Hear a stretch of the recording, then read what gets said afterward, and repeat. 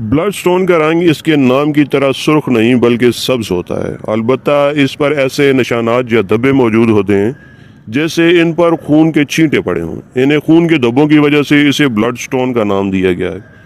یہ پتھر حضرت عیسیٰ علیہ السلام سے منسوب ہے، اور عیسائیوں کا ماننا ہے کہ جب حضرت عیسیٰ علیہ السلام کو صلیب پر چڑھایا گیا تو صلیب کے نیچے سے ایک پتھر ملا جس پر ان کے خون کے قطرے گرے ہوئے تھے، اس لیے عیسائیوں کے نزدیک یہ پتھر بڑا ہی معتبر ہے۔ اکثر عیسائی اس پتھر کی صلیب بنا کر گلے میں پہنتے ہیں۔ زمانہ قدیم میں اسے ایک جادوئی پتھر بھی مانا جاتا تھا۔ بلڈ سٹون کو پہننے کے مختلف طبی اور سحری خواص ہیں۔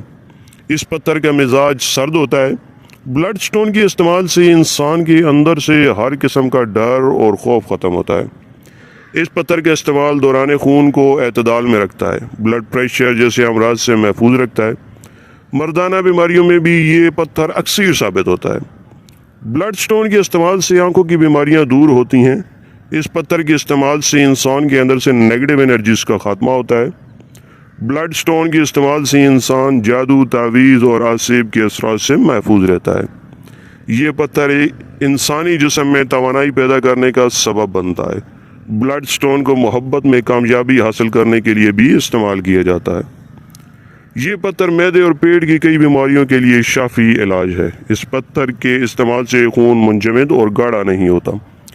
بلڈ سٹون ان لوگوں کو راس آتا ہے جن کے نام الف، عین، لام سے شروع ہوتے ہیں۔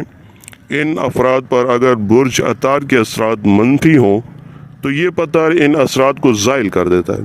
یہ پتھر ایسے افراد کا لکی سٹون ہے جن کا برج حمل ہو، یا وہ جو 21 مارچ سے 19 اپریل کے دوران پیدا ہوئے ہوں۔